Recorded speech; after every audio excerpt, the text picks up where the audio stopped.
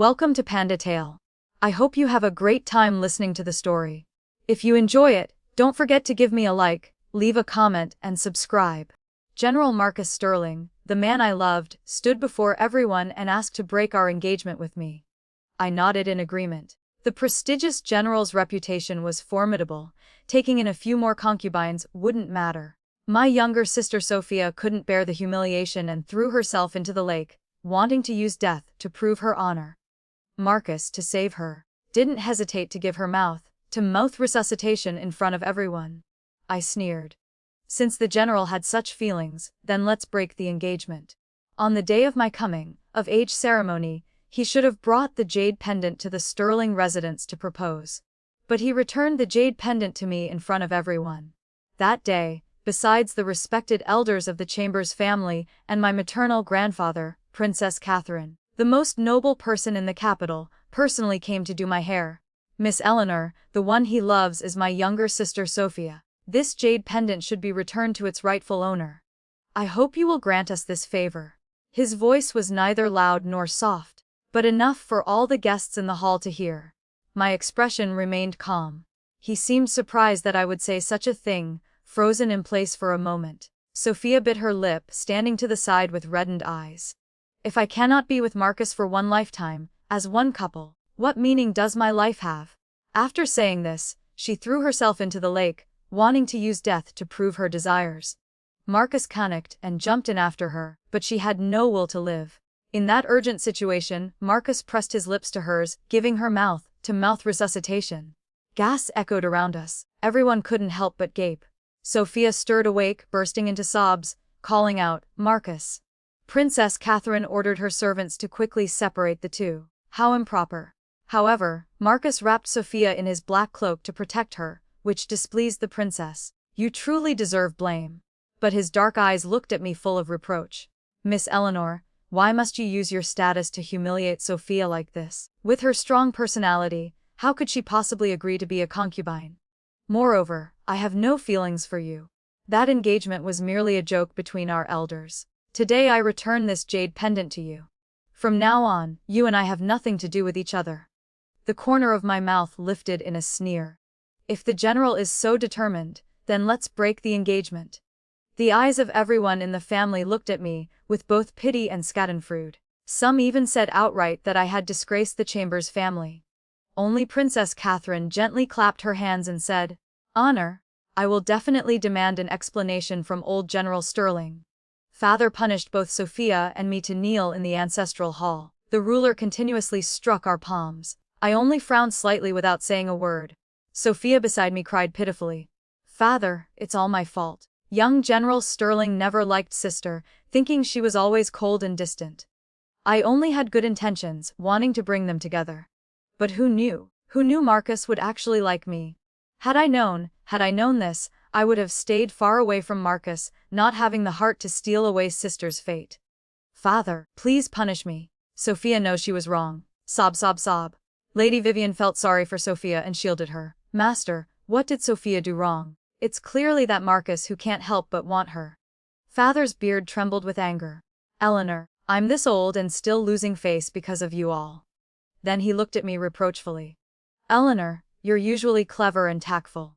If Marcus wanted to break the engagement, you should have just suffered a little loss and listened to him first, then we could discuss it more carefully later. Now that you've agreed to break the engagement, everyone knows about it.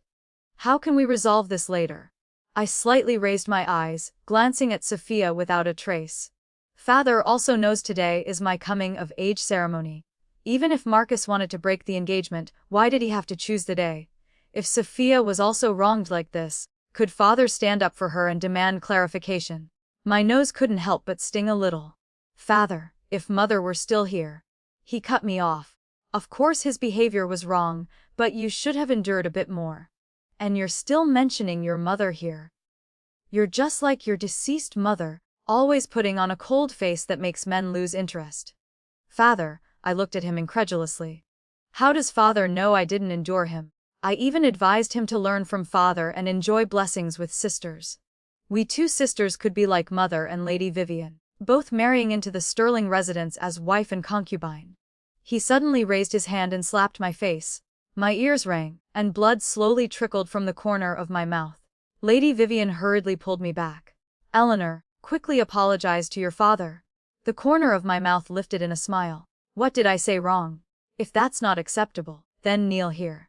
Lady Vivian suddenly shouted. Oh no. Sophia has fainted. Sophia has admitted her mistake, and today she was soaked in cold water. The child can't take any more punishment. Father snorted and waved his sleeve, walking out. Lady Vivian supported Sophia, following closely behind. I straightened my back, stubbornly kneeling in the ancestral hall.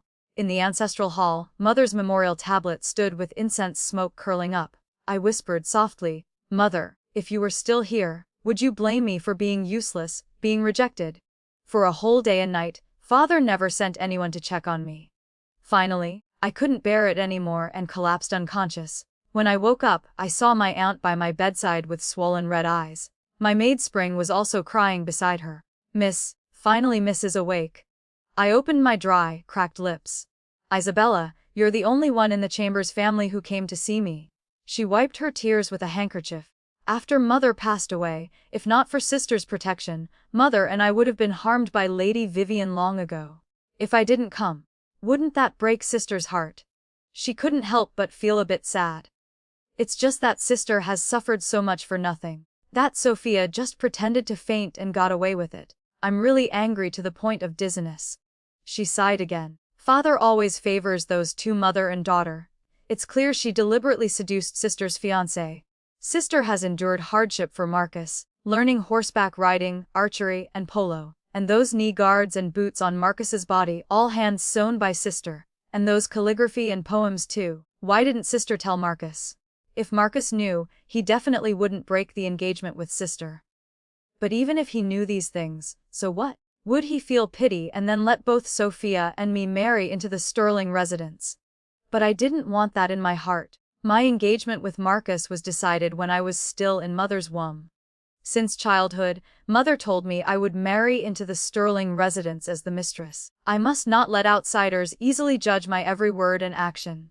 She taught me etiquette and rules, made me study the female precepts and female instructions, learn the 4 arts of music, chess, calligraphy and painting, poetry and prose. She said most men were unfaithful.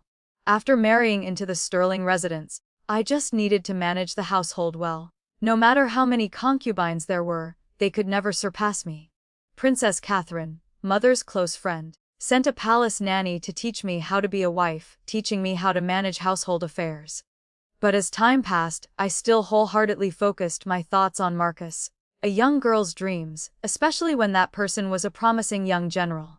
At first, in my innocence, all the poems I wrote in my room expressed admiration and longing for him. Knowing he was good at horseback riding and archery, even if it wore my feet raw, I wanted to learn polo. But everything stopped there. Although we had an engagement, I always treated him with proper courtesy and etiquette. Knowing he suffered cold and hardship in the army, I spent whole nights sewing knee guards and tall boots for him. Afraid others would mock me, I had them delivered through the Chambers residence. Later, he also gave small gifts in return. Although Isabella and Sophia also received a share, I always felt my gifts were different from theirs. Otherwise, why would he always look at me from afar and smile like that? Now thinking back, those things weren't for me at all, they were all for Sophia behind me. Even when it came to giving a small gift, he didn't want her to feel slighted. If I hadn't caught them having an intimate conversation behind the rockery that day, I would have realized that my polite courtesy in his eyes was cold distance. My virtuous propriety in his eyes was dry, principled, and boring. Not interesting at all, and not as beautiful as Sophia. But in the capital, the Chambers and Sterling families were major clans. I thought he would always care about face. From childhood I was groomed to become the mistress of the house, so I certainly had the ability to understand people's hearts. If he wanted to take in a few concubines later, what would it matter? But he didn't hesitate to destroy the face of both families for Sophia, didn't hesitate to destroy my life. Since ancient times, this world had been extremely harsh on women, always placing all blame on women no matter what happened. Before long, I would be secretly sent to a nunnery to spend the rest of my life. A Chambers daughter who was rejected, this was how it ended. Indeed, not many days later, Old General Sterling escorted Marcus to apologize before father. When father and Lady Vivian came to my courtyard, he no longer had the angry appearance from that day. Eleanor, I only blame you for being incompetent. Now for the face of both the Sterling and Chambers families, we have to let Sophia replace you in marrying into the Sterling residence. I caught the joy on Lady Vivian's face in my eyes. That's right, whether it was me or Sophia. We were both daughters of the Chambers family. Whoever married into the Sterling residence could consolidate the Chambers family's position for father. I sat quietly at the table. Lady Vivian pretended to be concerned and took my hand. Eleanor, I'm also your stepmother. I absolutely cannot watch you suffer for life in a nunnery. She slipped a name card into my palm. My nephew is almost 40, but has never married. His family is very far from the capital. When you marry there, no one will know about your previous broken engagement. I sneered and tore the card in half. Lady Vivian calculates so well. Your daughter replaces me in marrying into the Sterling residence, while arranging to marry me far away. In the future, the Chambers family will only have you and your children left. Too bad when mother didn't see clearly this despicable face of yours. Father angrily pointed at me. Your stepmother has good intentions, not wanting you to waste your life in a nunnery. Yet you don't know what's good for you and speak so harshly. If you want to marry, let her arrange it herself. If I send you to a nunnery, so what? Someone, guard the miss carefully for me. When nephew arrives in the capital, have him take the miss away. Then indeed, the door was locked from outside. Spring worriedly said, Miss, let this servant sneak out to ask grandmother for help. But the people outside the door absolutely refused to let Spring out. My palms clenched tightly, damp with sweat. I kept pacing back and forth. I didn't expect father to be truly so heartless. Suddenly I remembered something and hurriedly lifted the bedboard. Finally, I found a jade pendant necklace. I took paper and brush, writing while saying, even if we find grandmother, she can't help me. Right now, only one person can save me. But miss, we're locked in here now. How can we deliver this letter and token outside? Have you forgotten? Isabella is still outside.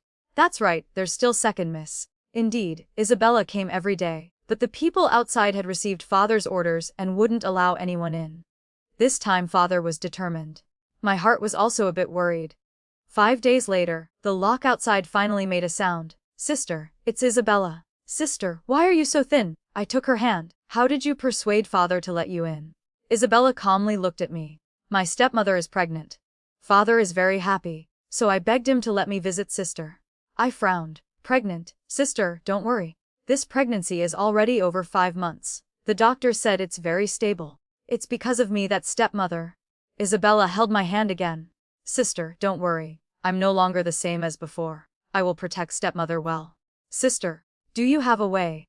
Only then did I hand her the letter and token. The princess's noble status might be able to save me. Isabella carefully kept the token. I'll go right away. Then she looked at me earnestly. Sister, please think carefully. If the princess also has no way, my eyes were firm. Even if I have to enter a nunnery and cut my hair, I won't let them have their way. When mother was young, she once saved the life of Marquis Harrison, the princess's only son. Because of this, the two became close friends. Before her death, mother gave me a jade pendant necklace, saying if I encountered trouble, I could seek help from the princess. Perhaps her words still had some effect with father. Isabella left very quickly, returning that evening with a letter from the princess. I read the letter, my body couldn't help but tremble. The letter said, not seeing you for days, I didn't know you were forced to this point. Just the world has always been very harsh on women. Moreover, marriage matters must go through parents and matchmakers, outsiders cannot participate. However, I owe your mother a debt, and you grew up under my eyes, so I understand your temperament. I cannot abandon you. I have a way, though it's quite embarrassing to say. My son Alexander is 30 and has never married. But his nature is lazy, not ambitious in his career. I wonder if you would be willing to marry him. Just right now he's not in the capital. Although I'm his mother, marriage matters are his to decide. If you agree, send someone back. I'll immediately write a letter calling him back to the capital quickly. Spring heard this and continuously pulled at me. Miss, this cannot be. Though Marquis Harrison has good looks, everyone knows he's a libertine who frequents brothels. He hasn't married yet, but already has a teenage illegitimate child by his side. He's also the notorious king of hell in the Ministry of Justice, cruel-hearted with countless lives on his hands. He's nearly 30, and no woman in the capital wants to marry him. Mrs. So Good, how could you marry him? Alexander and I used to play together when we were young. Later, when we grew older, with differences between men and women, Mother warned me to keep my distance from him. I had also heard some of what Spring said. But Isabella's eyes lit up. Sister, I think this method isn't bad. I looked at her and agreed. I think the same as you. Help me reply to the princess, saying the princess has already humbled her own son. Marquis Harrison has elegant bearing and is romantically unrestrained. What woman wouldn't admire him? If I can marry the Marquis, my heart would be overjoyed. How could I not be willing? All right, I'll go right away. Spring hurriedly came over with tears. Miss, isn't this just out of the wolf's den into the tiger's mouth? Miss. I gently tapped her nose. Silly girl, how could the Marquis's residence be a tiger's mouth? The princess has always treated me very well. With a mother-in-law as backing, even if I marry into the Marquis's residence, not to mention being the main wife, even as a secondary wife, life wouldn't be too bad. Besides, didn't you always say I would definitely marry higher than Sophia? The status of the Marquis's residence is even higher than the Sterling residence. Marrying into the Marquis's residence is still much better than marrying Lady Vivian's nephew or being sent to a nunnery. If the Marquis is romantically unrestrained, I will let him be as he pleases without interfering or obstructing. Surely he won't hate me. Although I said this, I still felt a bit uneasy in my heart. Marquis Harrison acted very strangely. What if he didn't want to marry me? I said seriously. If he doesn't want to marry me, Spring, will you accompany me to shave our heads and become nuns? Spring firmly answered. Wherever Miss goes, this servant will follow. Even if it's shaving our heads, at least we'll be free. But everything in this world couldn't follow human wishes. Several days later, Lady Vivian's nephew had already arrived and was waiting at the residence.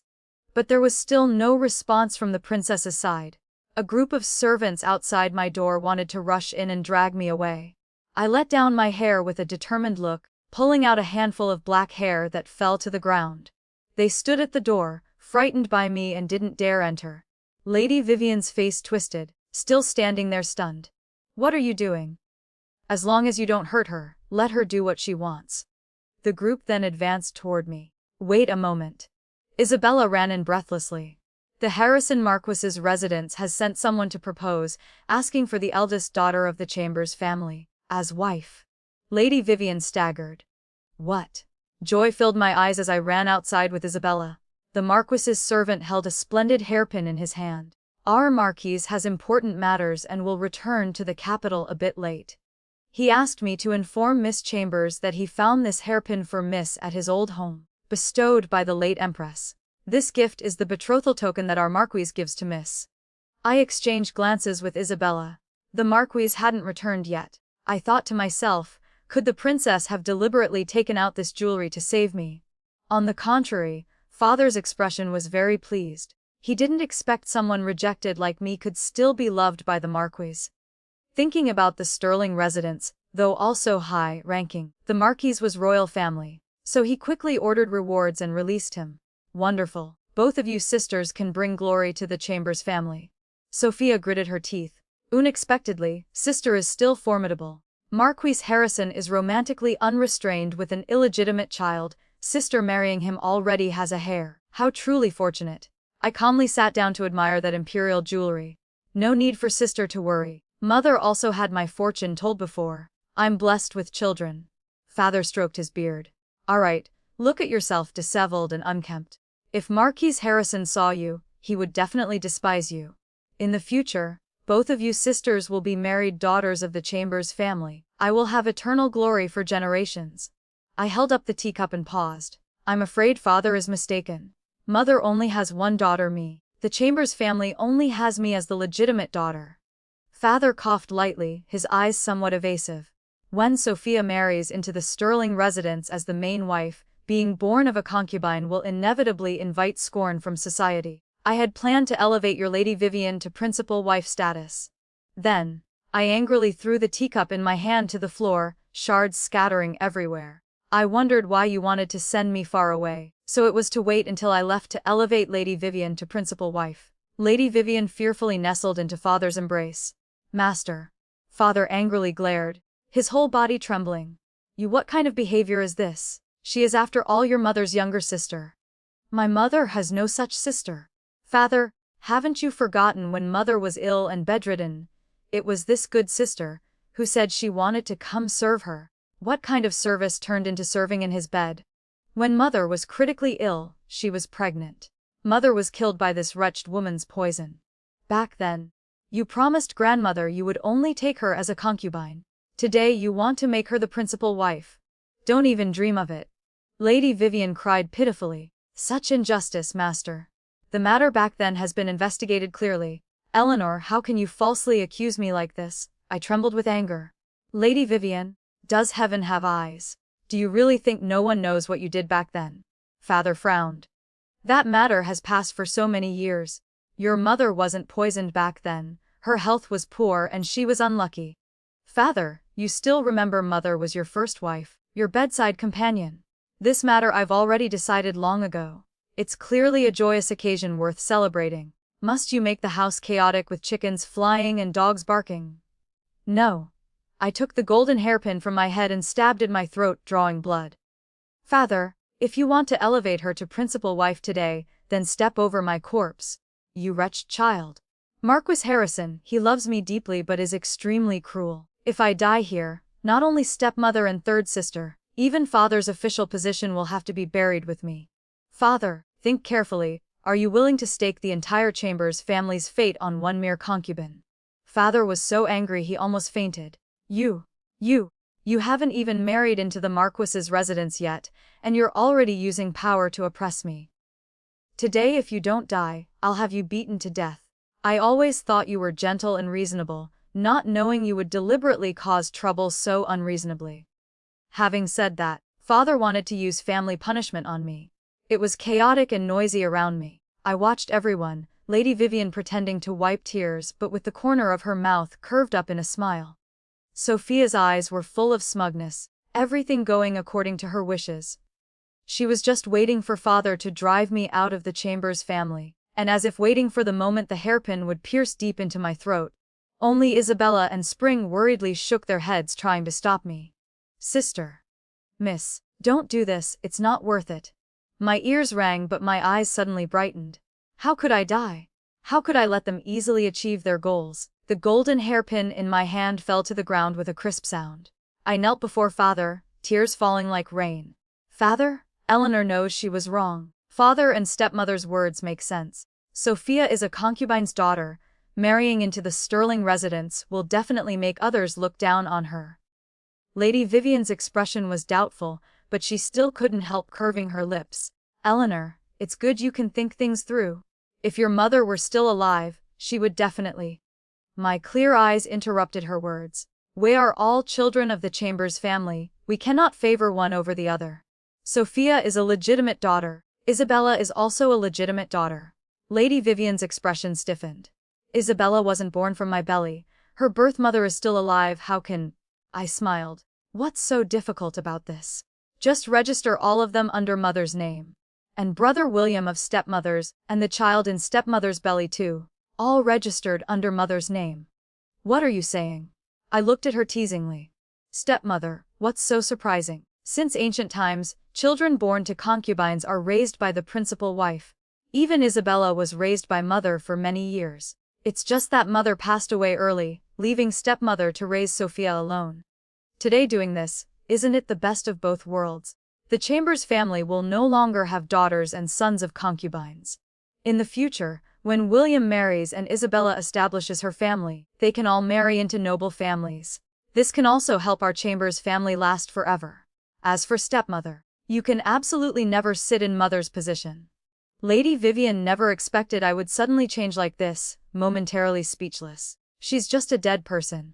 Father didn't look at her, only staring at me. Father should also think carefully. What I'm saying is the most perfect plan for both sides. If father hurts feelings with the whole maternal family for one small concubine, hurts feelings with the Marquis's residence, I'm afraid in the future, Father looked at me intently, unable to say a word. I wiped the tears from my face and called Spring to help me back to my room. Father originally valued the Chambers family's career more than life itself. Back then, fearing the power of my maternal grandfather's family, he didn't dare elevate Lady Vivian to principal wife. Today he even more wouldn't dare offend the Marquis's residence for her. Behind me, Father summoned the clan elders to uniformly register Sophia Chambers, William Chambers, and Isabella Chambers under mother's name. Even the child in Lady Serena's belly would be registered under mother's name after birth. Father had compromised. Of course, I also wanted to continue being his obedient daughter. He deliberately had both Sophia and me marry out, 2 daughters, one to the Sterling residence, one to the Marquis's residence, just in time for the double celebration bringing glory. Everything seemed rushed and hasty. The Sterling residence also kept urging, so I felt something was wrong and quickly sent Spring to investigate. Only then did I discover the problem. Sophia's belly already carried Marcus's flesh and blood. Fearing it couldn't be hidden if delayed longer, they hurried to have her marry out. Spring spat. Truly shameless. Not even married yet and already with a big belly. I shook my head. Old Lady Sterling valued women's virtue most highly. Previously, no matter how well I tried to do, she always found ways to criticize and scrutinize me. Later, Sophia also suffered quite a bit. I asked Spring again about Marcus Harrison's side. After checking the date, what did they say? They've informed the princess that the betrothal gifts for the Marquis's marriage have been ready for many years. Even the wedding day isn't urgent. What about Marquis Harrison? What did he say? Spring shook her head. This servant couldn't find out. Seeing my somewhat uneasy expression, Spring quickly said, but the Marquis has agreed to this marriage, which means he's very satisfied in his heart. I pondered and accepted this. I was only afraid he had no way to resist the princess' pressure. The only unease in my heart was that I was about to marry Alexander, but I hadn't even seen his appearance once. Unexpectedly, Father kept praising Marquis Harrison. Spring secretly watched for me and returned with eyes full of joy. The betrothal gifts from the Marquis's residence are dozens of boxes more than the Sterling residence. After they left, Lady Vivian angrily made a fuss saying she also wanted to increase 3rd Mrs. dowry, but was scolded by Master. Master said the Marquis's residence originally has higher status than the Sterling residence, and rituals naturally have high and low distinctions. If we did according to her wishes, wouldn't that offend the princess and the Marquis? Miss, seeing Lady Vivian so angry, Spring doesn't know how happy I am. Moreover, looking at the groom's appearance, he's even more handsome than Marcus. Before, this servant always thought no one in the world was more handsome than Marcus. Who knew when the Marquis stood there, he looked like an immortal, and was respectful and polite to Master. It seems the Marquis is a very proper person. I accepted this. Weren't you the one who said before that Marquis Harrison was dissolute? If it's really as Spring says, if Alexander is proper, then that's good. My future life probably wouldn't be too difficult. On the wedding day, drums and music outside were lively and joyful. My maternal family didn't know the complications of my marrying Marquis Harrison. Grandmother only pitied my unfortunate fate, a good marriage stolen by my younger sister, and today having to marry a villain. But they had no choice, only advising me that after establishing a family and marrying, I must obey my husband, be filial to my mother-in-law, and serve the princess well. Then suddenly tears fell as they did my makeup. I also wiped away tears and had Spring call Isabella to my side. I took the jade necklace the princess gave me and handed it to Isabella. Isabella continuously refused. This is a gift from the princess to sister. How can I take it? I stubbornly stuffed it into her hand. Between you and me, we're like real sisters. After I marry out, the one I worry about most is you and your birth mother. That Lady Vivian always appears kind and benevolent on the surface, but actually has a vicious heart. Previously we both almost fell into her trap. You must always be on guard against her. Now you're a legitimate daughter of the Chambers family, your status is much nobler than hers. And your birth mother is pregnant with a child. After Sophia marries out, that side definitely won't let things be. You must be careful. In the future, if something happens that you can't handle, take this jade necklace to the Marquis's residence to find me. Isabella's eyes glistened with tears. Sister, don't worry. I will definitely protect the child in mother's belly well. Then she acted coquettishly. Today is sister's wedding day. Why are you still thinking about me and mother? It makes me feel bad, sister. I also blushed. After you have your coming-of-age ceremony and find a suitable young man, I'll ask the princess to act as matchmaker for you. Sister will definitely protect you from being looked down upon by others. All right, you two young ladies. Today is an auspicious day and hour. Don't make tearful faces anymore or others will laugh. We looked at each other and smiled. Spring placed the red veil over my head, with a call to lift the sedan chair. I went from this high gate compound to another high gate compound. Under the veil, my expression was full of indifference. Outside the sedan chair, Spring was still innocently cheerful. Miss, the Marquise is truly generous. 10 miles of red silk. Our carriages line up from the beginning to the end of the street. Even the trees along the road are tied with red silk ribbons. Firecrackers echo and gongs and drums fill the sky. Indeed, he values Miss extremely. My face showed no emotion because I thought this was originally the face of the princess and the Marquis's residence. So I dared not be careless. And when performing the ceremony, I remembered the etiquette the nanny taught. Finally, the ceremony was completed and I was led into the bridal chamber. Only Spring and I remained in the room. Only then did I dare to breathe a sigh of relief. Miss, do you need to eat some pastries to fill your stomach? I still sat up straight and gently shook my head. No need. This is the Marquis's residence. We can't be as casual as at home. If others see, they'll say I don't know propriety. The red candle flickered. I sat properly on the bed. Finally, I heard a call from outside the door. The Marquise is here. What struck my eyes was a pair of dark men's shoes interwoven with gold and silver threads. My palms were slightly damp, my heart beating fast like drums. A jade stick gently lifted my red veil. My lord, someone from the Chingswan Tower is looking for you about an important matter. A loud call suddenly came from outside the door. The jade stick suddenly paused. Alexander's voice before me lowered with seeming impatience. Today is my wedding day. Just as the veil on my head was about to be lifted, the voice outside still didn't give up. That person said it's an urgent matter. In an instant, the jade stick had completely lowered. That person retreated backward and spoke, "Madam, I'll go for a moment and return." I gently said in a small voice, "Of course official matters are more important. My lord, please go." Then I heard his hurried footsteps, the door creaked and was closed. Spring angrily ground her teeth. What official business? Miss, the Chingswan Tower is a place of romance. How could the Marquise abandon Miss on the wedding night to go there? I calmly removed the veil from my head. Spring, quickly help me remove these hairpins. Miss, this veil should wait for the Marquise to return and remove it himself. He won't come back, miss. I calmly said. Every time father slept in Lady Serena's room, didn't Lady Vivian use excuses of dizziness or poor health to call father away? When have you ever seen father return in the middle of the night? At that time, I only felt these tricks were too clumsy. Why couldn't men see through them? Now I realize, no matter how clumsy these tricks are, there are still people willing to play along. But miss. Alright, he's already given me enough face. I should be satisfied. Blow out that swaying candle, it's making me unable to sleep. But miss. I closed my eyes tightly and turned inward. Today I'm tired enough. Even though I had hundreds of thousands of things to think about in my heart, I still quickly fell into sleep. Sleeping until midnight. For some reason my mouth felt terribly dry. Spring, water. Tea was immediately brought to my lips. I took a small sip. The water was still warm. On one side, I frowned slightly, feeling fingers slightly rough wiping water from my mouth. I suddenly opened my eyes wide, catching a pair of narrowed eyes full of mischief. I saw that person lazily leaning against the bed, thick eyebrows, high nose, thin lips. The loose wedding robe made him look even more like an immortal. Only the slight dimple on his cheek matched my childhood memories. I opened my mouth slightly, stunned for a long while. My lord. He just calmly looked at me, his expression somewhat annoyed.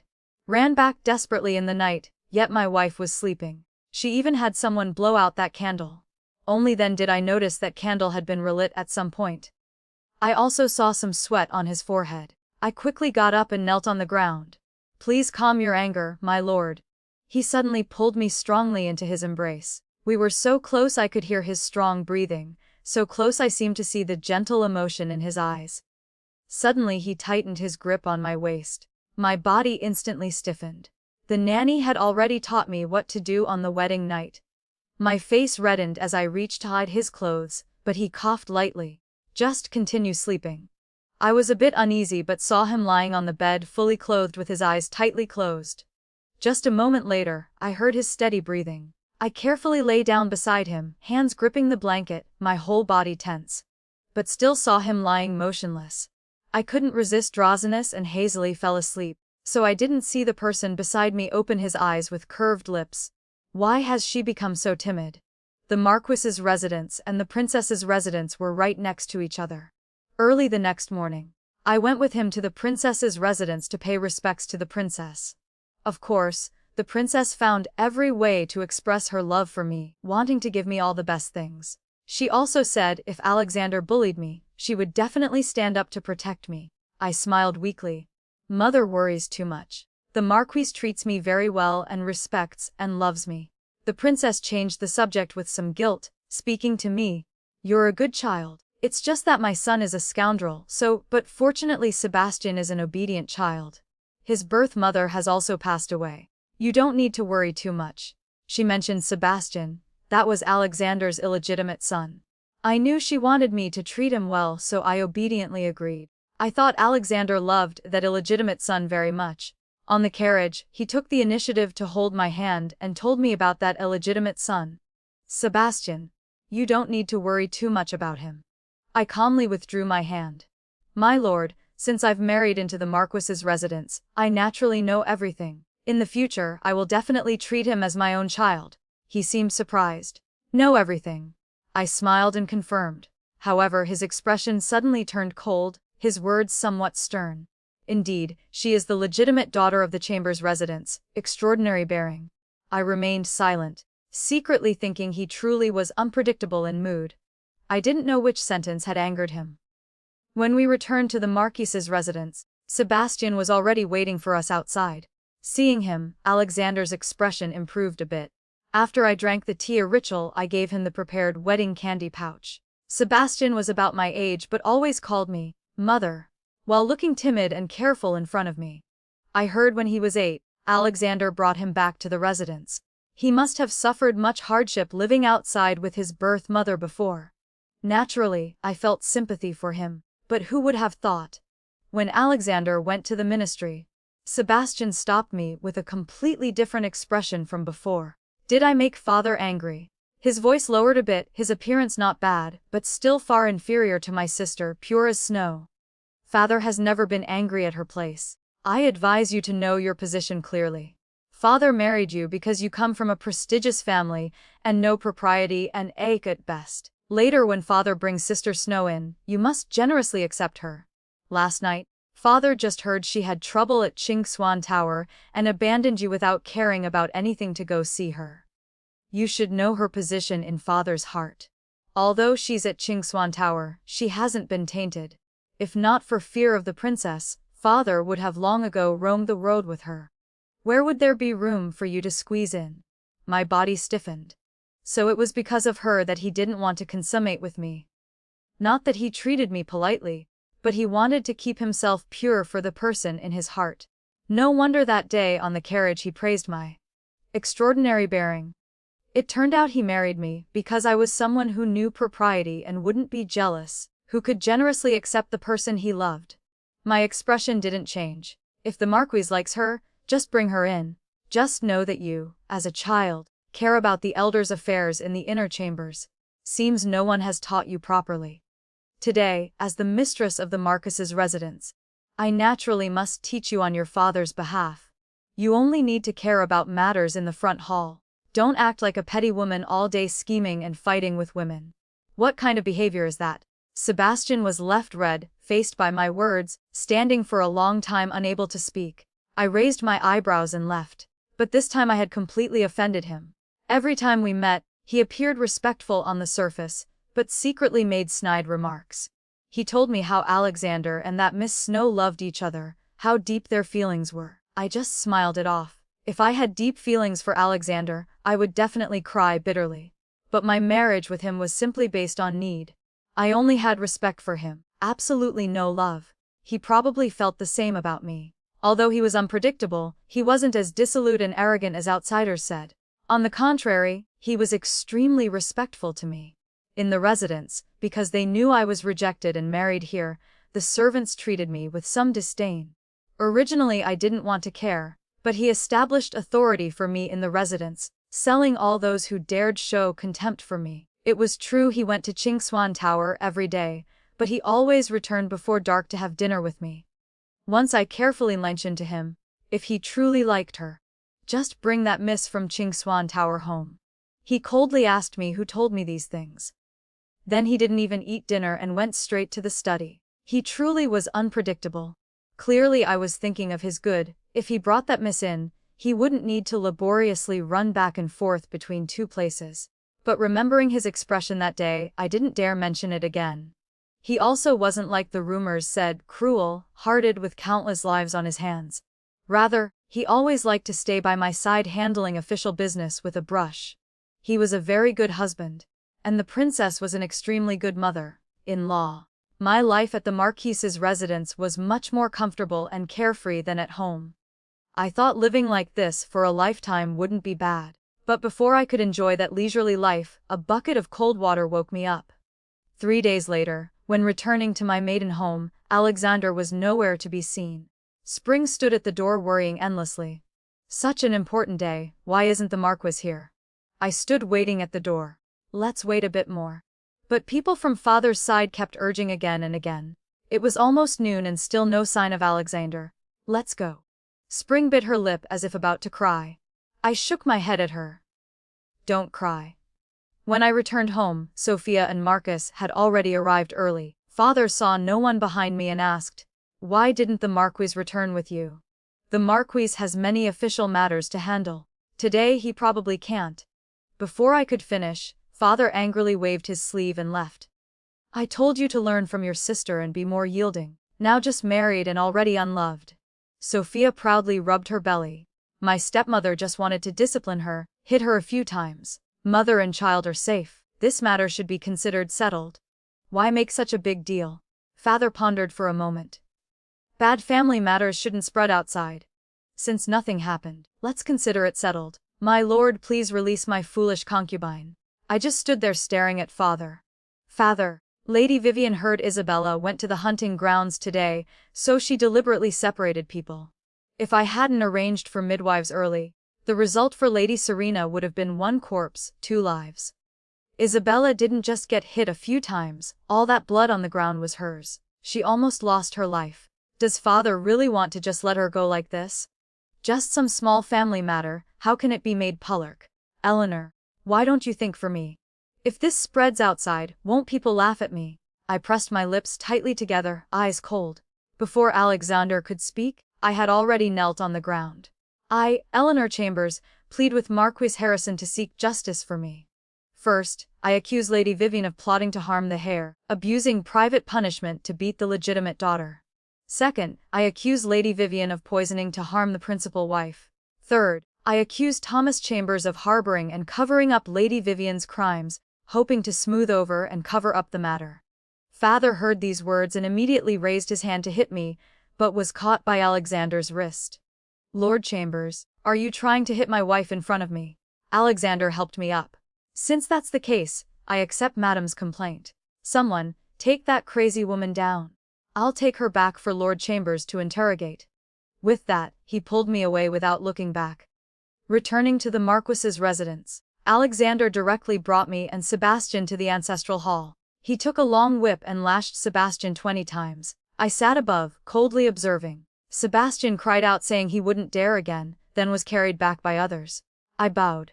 "Thank you, my lord, for today's matter. As for Lady Vivian, I ask my lord to investigate more thoroughly. Mother was harmed by her hands back then, but for many years we couldn't find evidence. You don't need to say more. I'll help you." I knelt before him again. "There's one more thing. Between Marcus and me, there truly is nothing. Today he pulled me aside wanting to apologize. He keeps bothering me like this, making me extremely uncomfortable. How could there be any entanglement between him and me?" Alexander moved slightly. "Today I lost control in anger. Of course I always trust you. It's good that my lord trusts Eleanor. I only ask that after Lady Vivian's matter is concluded, my lord grant Eleanor a divorce letter, allowing Eleanor to leave. His pupils suddenly contracted, showing disbelief on his face. What did you say? Are you angry because I didn't trust you? From now on I shook my head. My lord already has someone else in his heart. Why keep me by your side? The time I've been with my lord, though not long, I also know my lord isn't someone constrained by worldly customs. Divorcing a wife means nothing to my lord. Alexander's words were full of urgency. I will protect you. How long can my lord protect me?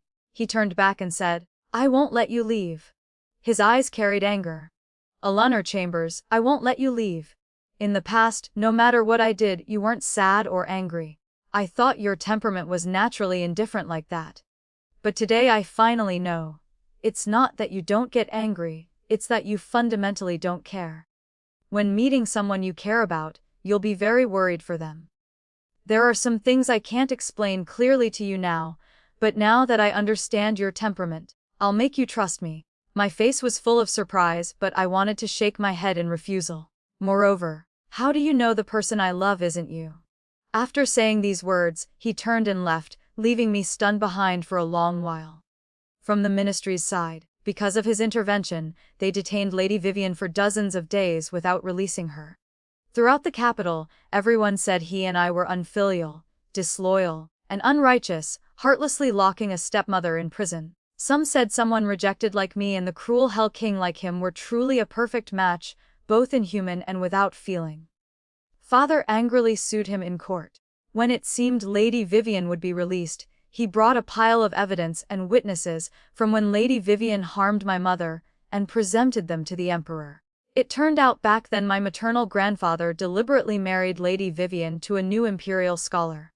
That person was talented and refined, knowledgeable just from a slightly poor background. Lady Vivian looked down on him for his low status. Both daughters of the Grand Tutor, why should my mother marry the current secretary, while she only gets a scholar?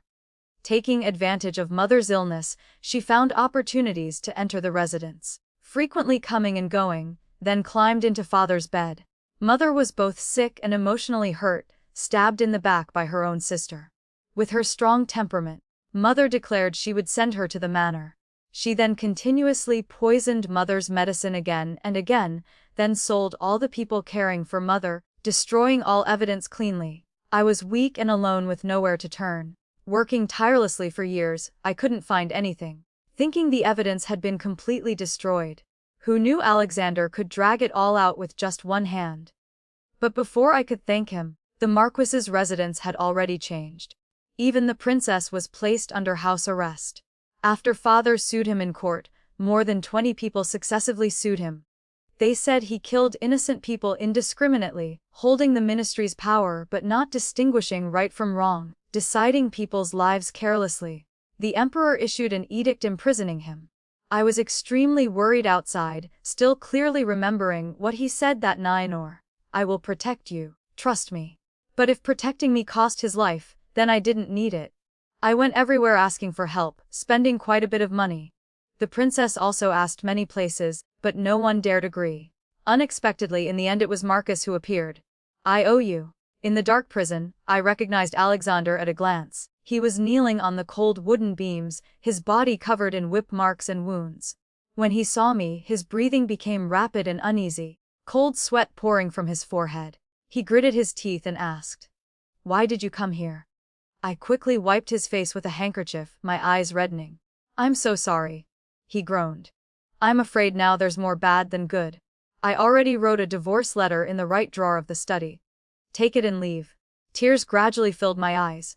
"It's just you overturning a small case. How did things become so serious? Can you keep your life?" He shook his head. "Probably not."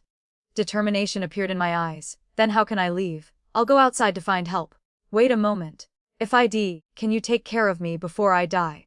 My tears fell even more uncontrollably. "Don't say such unlucky things. I'll definitely find someone to help us." I saw his eyes carried expectation and couldn't help adding, "I'm your wife. I'll remain faithful to you for life. With these words from you, even if I die, I have no regrets." I hurriedly went outside, so I didn't notice the hint of a smile hidden in his hoarse voice. When leaving the prison, Though there were soldiers suppressing on the road, it was still somewhat chaotic. I vaguely felt something was wrong and brought several martial servants back to the chamber's residence. Indeed, father had also been detained in the palace by the emperor. I then brought Isabella and her mother back to the marquis's residence, and that same night welcomed the princess to the marquis's residence. Only at midnight did I learn that the emperor's brother, Prince Yi, had rebelled. Taking advantage of the chaotic situation in the city, a group of troops rose up. They didn't kill civilians or rob decent families, but declared they would rob high-ranking officials. The marquis's residence gate was also rammed several times. If this continued, it would be broken sooner or later. I thought for a moment, this time we could only flee. But where could we flee to? Suddenly my eyes brightened. That place definitely could provide refuge. I quickly ordered Spring to prepare some coarse cloth clothes that servants wear. Everyone change clothes and remove all hairpins. Remember well, don't bring any valuable items. But the princess absolutely refused to leave the residence. Alexander will definitely come save us. Eleanor, let's wait a bit more. But I saw that gate was about to be broken down. Mother, if we don't leave now, we can't leave at all. Seeing there was no more delay, I had to knock her unconscious and ordered 2 matrons to pull her onto the carriage through the back door. Though it was nighttime, the roads were full of people and carriages. Many were fleeing for their lives like us. Others were taking advantage of the burning houses to loot. The carriage reached a street corner where a group of people were very frightened on the road, mostly women in torn clothes being surrounded by refugees to rob and assault. I looked at the carriage full of women, gritted my teeth and said, "Go faster, don't stop." The carriage driver suddenly said to me, "Madam, the miss being surrounded by refugees seems to be Miss Snow from Chingswan Tower." I pulled the curtain. "What? Did you see clearly?" "This servant saw clearly, it's definitely Miss Snow." I hesitated a bit. Isabella must have seen too, thinking to herself, "Sister, don't let her die like that, would be best. Drive the carriage." "Sister." I removed all the gold, silver and jade jewelry from the princess. "Isabella, when the carriage stops later, throw these things down. I'll go out and pull her up." Then I turned to the driver. "Later, when you see I've pulled her up, immediately raise the whip and drive the horses away. Understand?" "Yes, madam." Isabella held me, unwilling to let go. "Alexander is in prison because of me, his life or death unknown. If I see the person he loves die without saving her, wouldn't that be repaying kindness with enmity?" "Sister." I sat at the carriage door looking out intently. "Isabella, quickly throw down those jewels." As soon as they were thrown out, the crowd frantically rushed to grab them. Seeing an opening, I quickly pulled Snow up. That group instantly gathered again, holding me tightly without letting go. I didn't know where Snow got a dagger from, viciously stabbing them, making them release their hands in pain. I breathed a sigh of relief, finally escaped danger. Isabella called out, "Sister, you're injured." "It's fine, nothing serious." Snow looked at the wound on my hand, her body suddenly stiffening in an instant. "Madam, are you all right?" I arrived at the courtyard gate and knocked 3 times. "It's me, Eleanor." The door creaked open. Outside the courtyard was an embroidery shop, but inside were more than 10 women. As soon as they saw it was me, they quickly welcomed us in. Among them were servants from powerful families, daughters of common people, and many from wealthy backgrounds.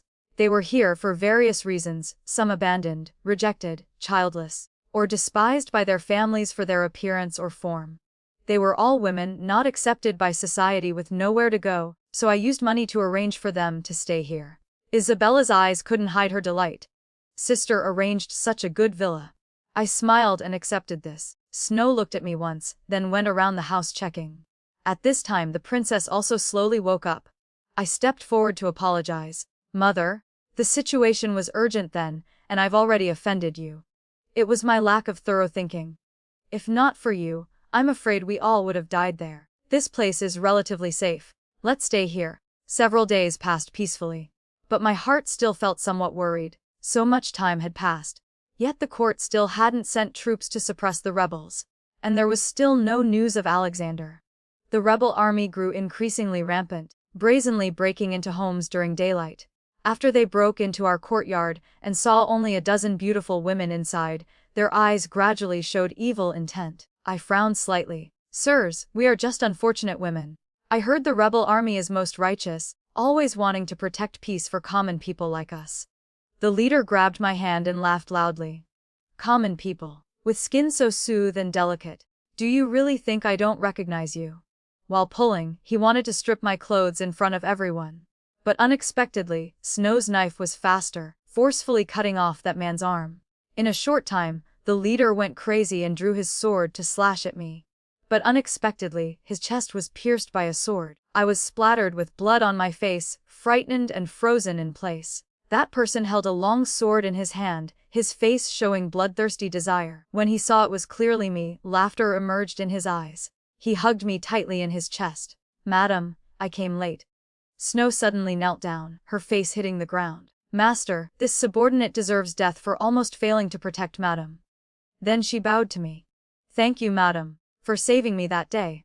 The chaos was pacified in an instant. Back at the Marquis's residence, Alexander explained everything to me clearly. It turned out Chingswan Tower appeared to be a brothel, but was actually an intelligence point arranged by the Emperor. The Emperor had long discovered Prince Yi's ambition to rebel. Alexander was also deliberately imprisoned to act as bait to lure the snake from its hole. My anger flared up a bit. So Snow is just a cover. In prison, did you say those words deliberately to tease me? He coughed lightly. It wasn't deliberately teasing you. I just wanted to see Madam's intentions clearly. He changed the subject. Not only Snow, but that illegitimate child isn't my real son either. He's a prince deliberately arranged by the current emperor beside me to train his temperament. I was somewhat frightened. Then didn't I hit a prince? Alexander's expression was dejected. Madam really knows how to grasp the key points. He looked at me with a serious expression. When I was young, I fell into water at the hunting grounds. It was you who discovered me in the water. Your mother then saved me. I looked embarrassed, mumbling, so my lord married me out of gratitude. Later I met a girl. She found a hidden place away from others to cry, looking very pitiful. I approached to offer her a handkerchief, but she ran away frightened like a startled bird. Coincidentally, later at the hunting grounds I saw that girl learning to ride and shoot arrows. So thin it was pitiful, falling countless times but still getting up to practice diligently. I then hid my identity and pretended to be a groom to teach her riding. I said in surprise, "That was you, Eleanor Chambers." Later I asked mother and learned you were the legitimate daughter of the Chambers residents, but already had an engagement. I could only let go of my feelings. Let people say I indulge in wine and women. Let them say I have an illegitimate child outside. I didn't care. But do you know how happy I was when I received mother's letter? So happy I rode through the night back to the old home, wanting to give you the best face. When returning, I was afraid my ruined reputation would make you regret. But mother repeated your exact words to me, the Marquis is noble as jade, romantically unrestrained. What woman wouldn't admire him? If I could marry the Marquis, my heart would be overjoyed. I repeated these words in my heart countless times. Eleanor, I sincerely propose to you. The person in my heart is also you. I didn't wait for him to finish before running away in panic. I never thought the person in his heart was actually me. No one had ever done so much for me, so I felt very frightened. I kept trying to avoid him, but he still patiently waited outside my villa every day. I had to tell him, Alexander, don't pressure me. I don't know if I like you or not. Give me some more time. Give both of us some more time. I'll wait for you. 5 years later, the emperor personally bestowed this villa as a residence for women. Though I founded it, I no longer needed it. More and more women came to the villa, but the women who came here were never abandoned or rejected again because they were all strong and independent. Most who came here were because of Isabella, because she rejected Prince Sebastian's feelings in front of everyone, becoming a famous woman in the villa. She taught women not to look down on themselves, not to feel inferior, and especially not to be constrained by husbands and children. She taught women to live independently like men, not needing to rely on others to live. She taught them to think, to have souls, to become useful people. Eleanor's journey teaches us that self-worth shouldn't depend on others' acceptance. Rejected by her first love for her sister, she faced family betrayal and societal judgment. Yet, she refused to be defined by rejection. Instead of accepting a degrading marriage or becoming a nun, she chose dignity. When Alexander revealed his lifelong love for her, she needed time to trust again. Her story reminds us that true strength comes from within, not from romantic validation. Sometimes the greatest love story begins when we first learn to value ourselves.